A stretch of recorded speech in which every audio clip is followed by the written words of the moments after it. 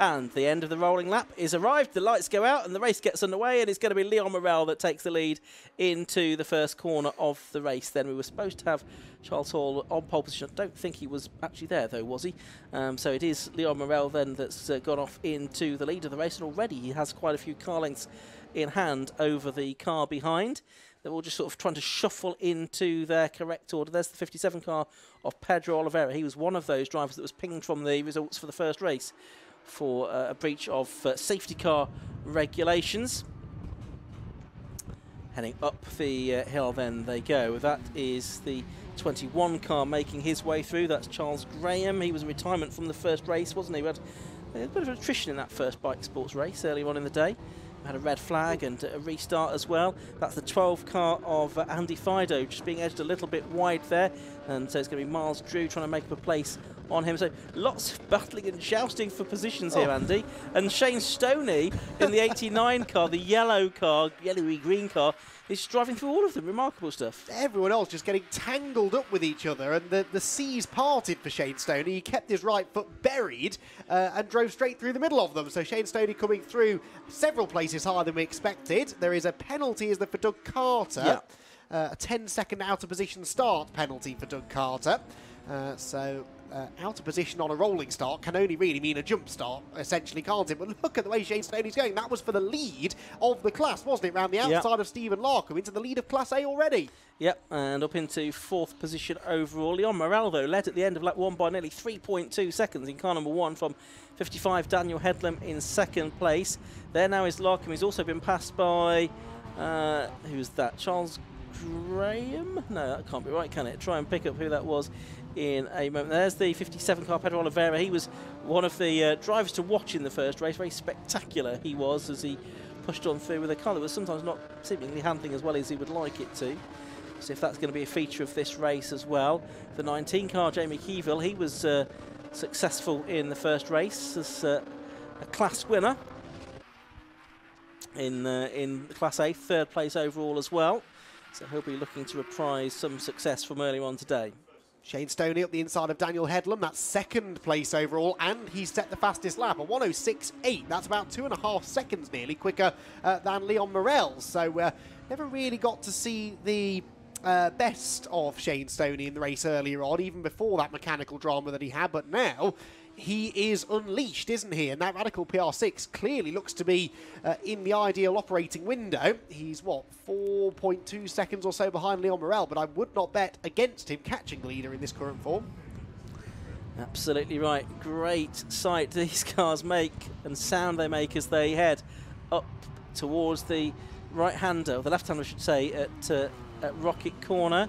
That's 93 Larkham and 21 Graham. They're in different classes, of course. Charles Graham, the Daytona Motorsport boss, still in 4th place overall. He's got Pedro Oliveira now nipping at his heels. So Oliveira's already made up a couple of places on this lap. And he might get to the front of this group before too much longer. It's going very well indeed here.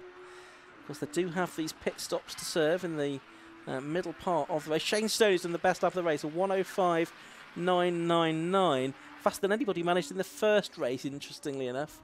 And that's despite the wind having picked up since then, which might just make conditions a little bit more tricky for some of the drivers.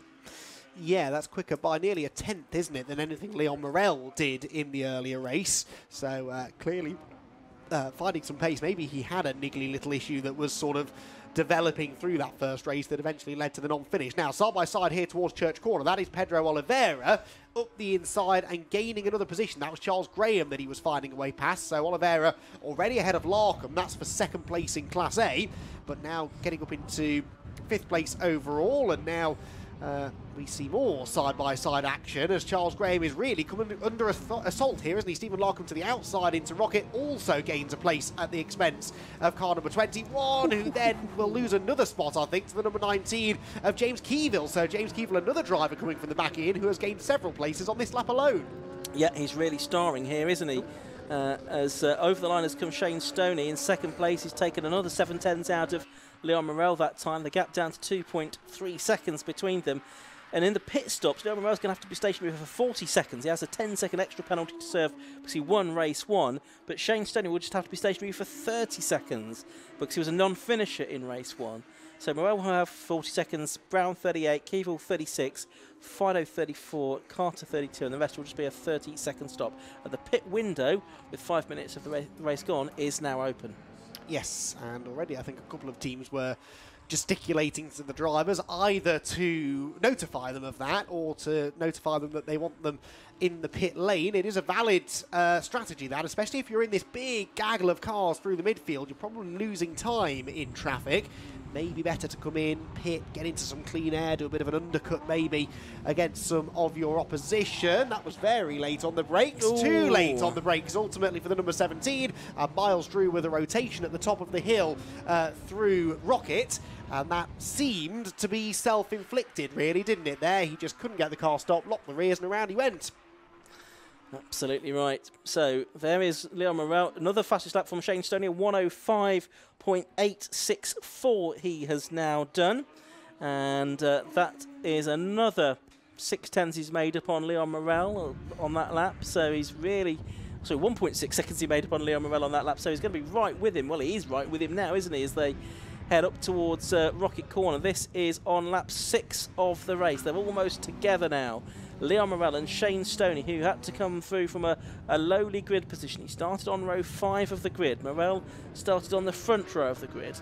And they're right together now, only 6 laps into this race.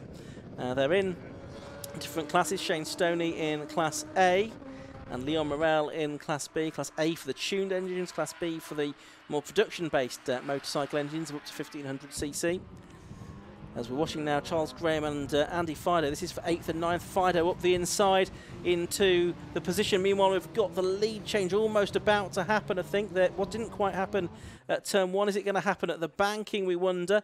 No, Shane Stoney not quite close enough to make it work there, but he did have a look up the inside going into targets, and that didn't quite work out. So I think it's only a matter of time now, Andy, before Shane Stoney takes the lead of this race. I suspect you're right. Daniel Headlam, by the way, is in the pit lane from 3rd place, so the first driver to come in and make this mandatory pit stop. So Daniel Headlam blinks first. He strangely was in clean air as well, so not quite sure why he's come in so early. Anyway, the leaders are up towards Rocket Corner, and they are side by side with Shane Stoney on the inside line. Can he stop the car? The answer is, well, sort of, but not within track limits, and so he hands the place straight back to Leon Morel. So Shane Stoney might be catching Leon pretty rapidly, but it's not going to be an easy job finding a way past the number 1 car, is it? Leon Morel, again, kept his cool there, kept his head, and managed to get the position back. Stephen Lockham and Miles Drew also into the pit lane. Miles Drew, of course, straight after the spin he had up at Rocket as well, so possibly just using it as an opportunity to just check the car over as well before he goes back out into the race. This is for 9th and 10th position. Andrew Gordy, number 60, up behind the number 21 car of Charles Graham, and these 2 big, wide radicals, but no change of position there. You've got Richard Hardy and also Laura Farrow, the Formula Woman winner, right in behind them as well. So really close battle out for 9th, 10th, 11th and 12th positions. Philip Brown now into the pits as well. Yep, and that's Stoney. That's Shane Stoney slowing. So Shane Stoney, just as he was starting to apply the pressure to Leon Morel, and the 2nd place man is slowing, I think, at about the same part of the circuit where he slowed in the earlier race to a retirement, and Shane Stoney will limp probably to the same place of retirement as he unfortunately endured in race 1, pulling onto that access road halfway up the school straight. But that is such a shame. Shane Stoney deserved a shot at a race win. We've been robbed, haven't we, of what was looking like a pretty entertaining battle for the win between himself and Leon Morel. But now Leon Morel let off the hook well and truly, and Shane Stoney does indeed pull into that access road halfway up the hill. In fact, no, he doesn't. He's staying on the track, but grinding to a halt. Hopefully he'll find a place of safety, and that won't necessitate a safety car. Philip Brown's just headed back out into the race. He's going to pull... No, he's going to pull onto the grass. He's going to pull onto the short circuit link there, the club circuit link. Hopefully out of harm's way. He's going to try and get it back to the paddock, possibly. We'll see. Anyway, there we can see Leon Morel now into the pits. We can see on the inset there, Leon Morel, number 1, the race leader, into the pit lane. Now, of course, he's got this slightly longer stop to serve, but, of course, the threat was coming from Shane Stoney. That has now evaporated. So, actually, the 40-second stop may not harm him. You can see just in behind as well, Pedro Oliveira, who got himself up to 2nd place overall. He's also in the pit lane as well at the same time. He was 22 seconds behind. He's going to have a 30-second stop rather than a 40-second stop. So the gap might come down to 12 seconds. but it should still be a lead for Leon Morel, even with this extended pit stop. Yes, I suspect you're probably right. Yes, Daniel Headlam, of course, is the highest placed car to have stopped. Headlam just went across the line. And Daniel Headlam, where's he going to come out in relation to Leon Morel, I wonder? Well, up at Rocket, we've got the number 66 car here, and that is a car running all the way down in 12th place, actually, Richard Hardy, having made his pit stop. Turns down towards the corkscrew. But Leon Morel should, I agree with you, still retain this lead, having made his mandatory stop. Oliveira back out as well, and will now more than likely have James Keevil across the line as the leader. Yes, he's just behind, actually, the number 66 car on your screen, so James Keevil now leads the way. He is one of only about 5 drivers, though, who haven't yet been into the pit lane. Yeah, so the majority of the drivers have made their stops now. Jamie Keevil it is, sometimes Lotus Elan racer, that has stayed out for the moment and is still on the circuit. So obviously quite a lot of changes in the timing tower, because many drivers have pitted and some have not. It will all settle itself down sooner or later. Ross Board now has come in as well in car number 2, the driver from Honiton in Devon. He's now made his stop as well from 5th position. Laura Farrow also is into the pits as well. There you can see the Ross Board car in pit lane. And that's the Radical SR3 XXR. He's got his visor up just momentarily. We need to just flip that back down before we can go back out into the race after this mandatory 30-second stop. He's waited for the signal. And yet, team counting him down, and off he goes back into the race. But I think he may have, he's needing some outside assistance there to get back into the race. That wasn't quite as slick as he might have hoped. Quite easy to stall these cars, isn't it? We saw that a couple of times earlier on this morning when a driver had a spin on track and then wasn't able to fire the car up. At least in the pit lane, you've got the assistance of your pit crew to push you out of the way. Right, so that leaves 3 drivers yet to stop then. Number 19, James Keevil leads the way. Number 12, Andy Fido in 2nd position. And in 3rd position, number 21, Charles Graham. Those 3 yet to stop. Liam Morel on your screen now, going through the first corner, is in 4th position. He has made a pit stop, and he's only 22 seconds off the lead anyway, so it would take quite a shocking turn of events if he didn't have a fairly healthy lead after the pit stops are all done. It is Daniel Headlam who's up into 2nd place of those that have stopped anyway, but 9.2 seconds back. So Daniel Headlam, in fairness, on the last lap was only a 1/10 of a second slower than Leon Morel, is at least up into a net 2nd place, I would imagine, once this all shakes out. Yeah, Morel is 22 seconds behind the on-the-road leader, Jamie Keevil, so Keevil won't be able to keep that after a 30-second stop, plus the time it takes to get into and out of the pit lane as well. And there you can see the pit stops summarised on the screen there. Keevil, Fido and Graham, the only drivers that are still running that have yet to make their pit stop, and actually Keevil comes in even as I say that. Yep, James Keevil in. Will he be followed by Andy Fido? No, so Fido goes through now to claim the race lead, at least for a lap or so. And we'll wait to see whether Charles Graham decides to do the same thing. Although actually Leon Morel's gone past Graham anyway on the track, so Morel up into, well, what will now be 2nd place on the road. And only 18 3/4 seconds behind the leader, but actually only 6 seconds behind Andy Fido, and he was 3 seconds, more than 3 seconds quicker than him on the previous lap. There's a screech of tyres from somewhere, that's where, and it's up at Peel, isn't it? Oh, it's Stephen Larkham. Stephen Larkham that's had the spin. The Northern Irishman in his Radical PR6, the man from Carrickfergus. But yeah, he soon got going again, not too much time lost as a result of that. If things continue this way for Leon Morel, it's looking good for him in the championship. There's only 4 more rounds to go after this at Brands Hatch and Donington Park. It's only a 10-round championship this year. The Bikesports, a more compact calendar, try and improve the numbers on the grid of each round. And he'll have a healthy lead in the championship, I think, after this meeting, if things stay this way. It's a 10-round championship. I think drivers can drop their 2 worst scores at the end of the year. He's looking pretty good for the championship. So Andy Fido and Charles Graham still to make their stops. They are running out of time. Some gesticulation from the pit wall towards Charles Graham there to say, come in, my friend, and make your pit stop at the next available opportunity. So 3-second lead for Fido, but it's a false lead because Leon Morel has already made his stop, and Fido hasn't. We're seeing the 21 car of Charles Graham. He still needs to come in as well. He's 13 seconds behind Fido and just a little bit ahead of Headlam, who's going to try and make a move here into Rocket if he can. He's got 11 Phil Brown behind him as well. Brown might try to take them both. No, it's Headlam that gets ahead of Graham.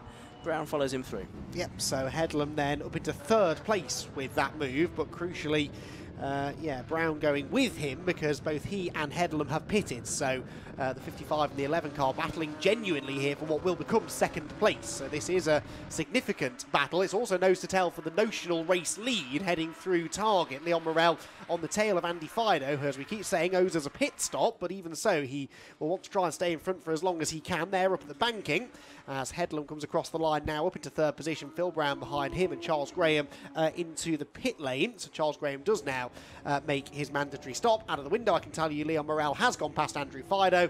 So Leon Morel now leads the race, with Fido still owing us that stop. But a good battle here for what will become 2nd place, Ian. Yeah, absolutely right. So Headlam it is, and Brown separated by only a car length or so.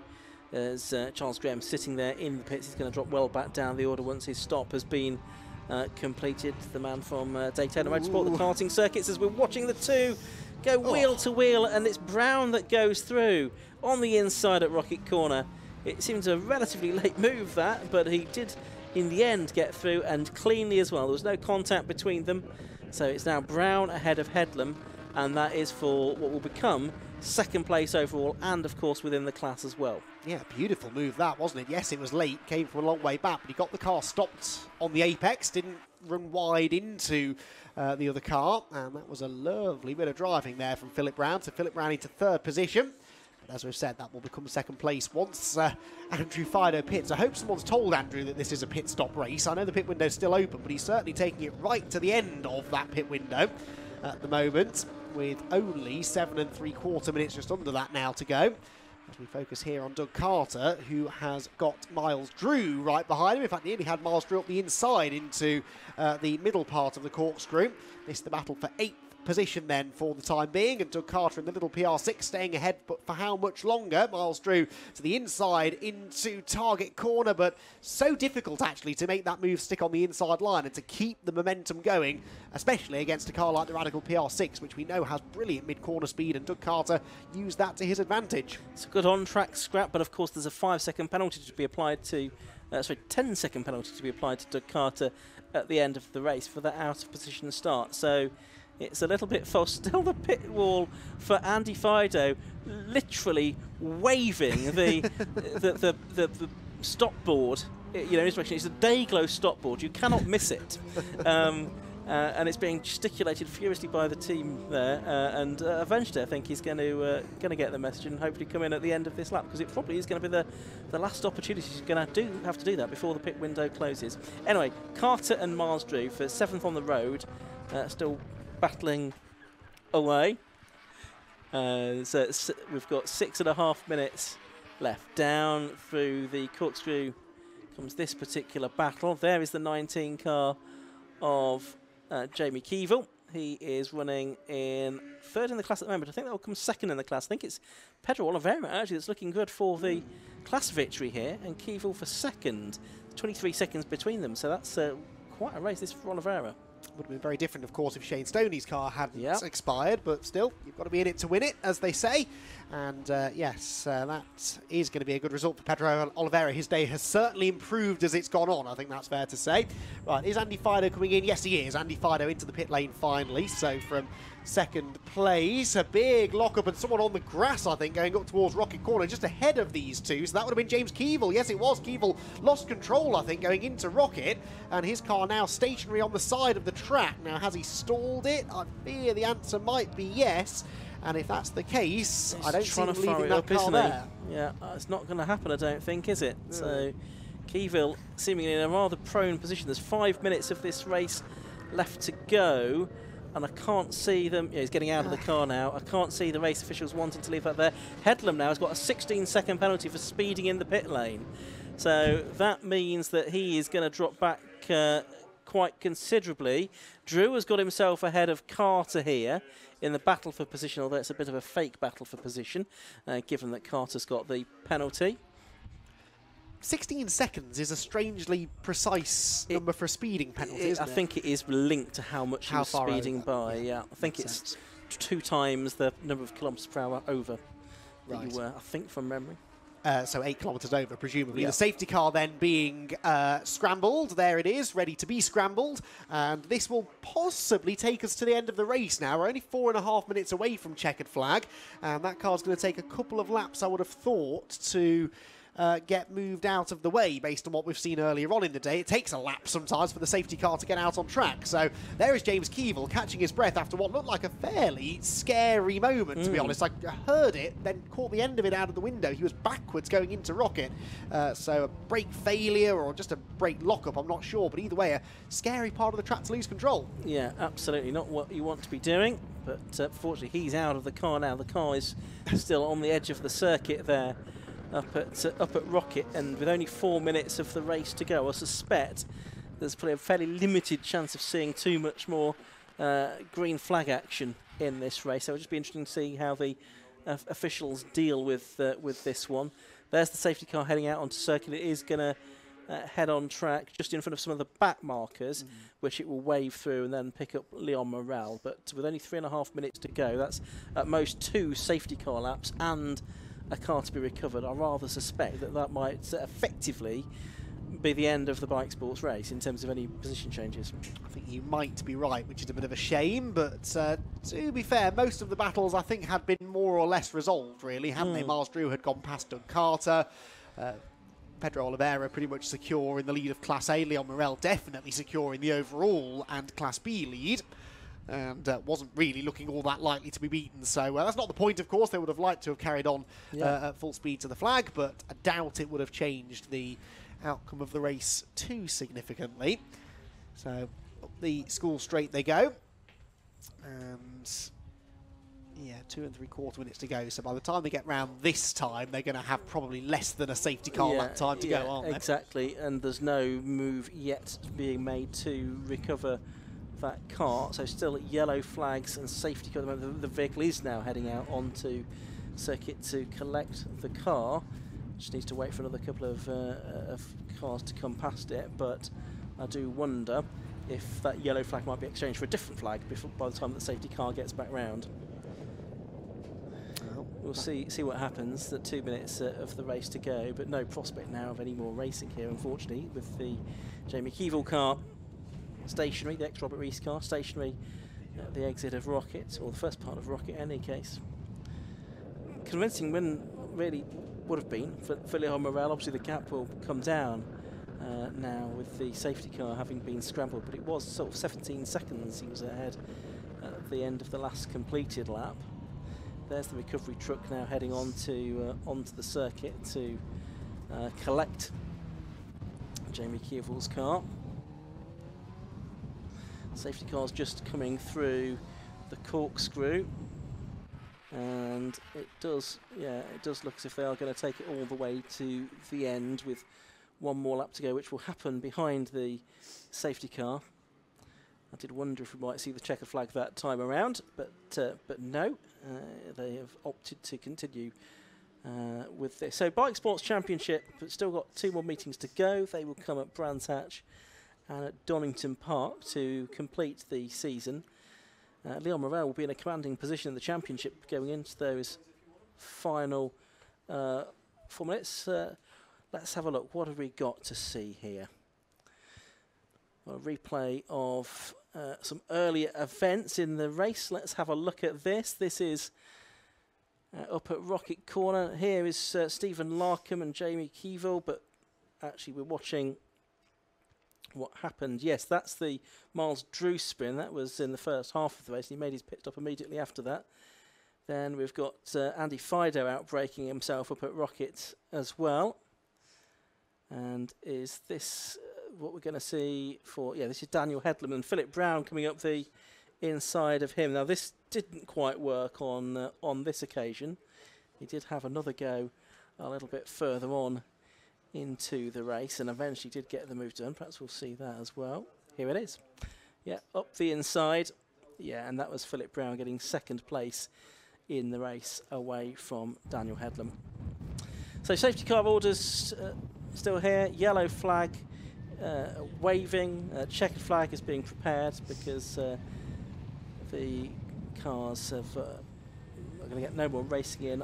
Are they going to bring the safety car into the pit lane and wave it there? No, they can't really, because where Parc Fermé is at this circuit, so they're going to have to take them over the line on the circuit, which will cost a little bit more time, but with this recovery still ongoing, it's not really going to make a lot of difference. So, down through Peel they come for the final time. Leon Morel, yeah, just a 3-second lead now that they're behind the safety car, rather than the nearly 20-second lead that it was beforehand. Shame that any race finishes like this, Andy. It is, always. We like to see them running, like I said, at speed to the checkered flag, but also just because you never quite know what could happen, you know, if we were still at green flag pace. But hey, Leon Morel won't mind. It's, I believe, a 5th win of the year, this now, at least within his class, and Leon Morel will thank his lucky stars, because I think it could have been a very different story had Shane Stoney not had his issues earlier on. Yeah, so Leon Morel takes the win then in number 1. Second goes the way of number 11, Philip Brown. Third to number 55, Daniel Headlam. No, that switches. It all switches around now. Let's let's wait for the timing tower to sort itself out. So yeah, Morel, Brown, then Oliveira third, and he wins Class A. Drew fourth, Larkin fifth, Fido sixth. Carter and Headlam both had penalties in the end. Carter knew was for an out of position start. Headlam presumably for track limits incurred during the course of that race. Let's have a look at the classification. Number 1, Leon Morel, the winner at the end of 20 laps of racing. In number 1 in the Radical SR3 RSX. Second, number 11, Philip Brown, he was 2.5 seconds behind, although that's a little bit false because we had the safety car running at the end. Third, number 57, Pedro Oliveira, his first win in Class A. Fourth, number 17, Miles Drew, despite a spin. Fifth, number 93, Stephen Larkham. Sixth, number 12, Andy Fido. Seventh, number 60, Andrew Gord. Eighth, number 5, Doug Carter.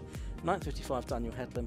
And 10th, number 21, Charles Graham, at the head of Richard Hardy, Ross Board and Laura Farrow, with no other finishes. 13 cars making it to the checkered flag, and they're heading around now behind the safety car, and they'll head into Parc Fermé. And I say, the next meeting for the Bikesports cars is at Brands Hatch. That's in late August, on the Saturday of the August bank holiday weekend, and then Donington Park in is it September or October for the final round of the championship. But either way, just 2 more meetings to go in the Bikesports Championship, Radical Bikesports Championship. Leon Morel in a very strong position in that championship now, with a couple of wins here today at Anglesey Circuit. We've got 3 more races to go this afternoon here, or this evening. Yes, it is evening now. We're after 6 o'clock here at Anglesey Circuit. Coming up next, we've got the Armed Forces Race Challenge. You can see the cars lined up in the assembly area ready for that. And then we've got the K-Tech Racing Clio Sport Championship and the 116 Sprint Trophy and the 120 Coupe Cup. Obviously, going to be the first race of the weekend for the Clios, the second and final race of the weekend for the Armed Forces Race Challenge cars and the BMWs. So it's still heading down to Parc Fermé are the cars at the end of the Bikesports race. Obviously they're behind the safety car, so it's a little bit of a slower operation than normally it is. But in a moment we'll have them heading into Parc Fermé, and hopefully Kieran Mogg will be on hand to grab anyone who'll talk to him, really. But certainly it'd be good to hear from our class winners, in particular Pedro Oliveira. Hopefully we'll get a chance to hear from him, because he's gone from well, 0 to hero there, because he was disqualified from the first race for overtaking under the safety car. It looks like he's going to bounce back with a class win in the second race, and good news for Mittal. Things not working out for Charles Hall's car this weekend, but Pedro Oliveira taking a win and still a relative newcomer to racing as well. So those cars heading into Parc Fermé now. We'll hopefully hear from drivers very shortly indeed. Then we'll get the cars out onto the circuit for the final 3 races of the day. There's still some recovery work to be done. Shane Stoney's car, I think, has been brought in, but Jamie Keevill's car still being coaxed onto the back of the flatbed up there at Rocket, before that is brought back down into the paddock area. And we've got So 3 races left to go this evening, and we will have those in just a moment. But first, let's head down to Parc Fermé, and we'll hear from Kieran Mogg once again. Well, this car right here has quite clearly been the class of the field today, and the driver, Leon Morrill. Oh, sorry, do apologise. 2 wins from 2 races. You couldn't ask for more than that. No, literally couldn't, could we? I don't know what to say. Yeah, speechless. The car was just brilliant all weekend. Top job by all the team. Mega engine, great support from RGM Motorsport when we need them. Great event, lovely weather, mega track. What's not to like? You're on an absolute high today, and it's clear to see why.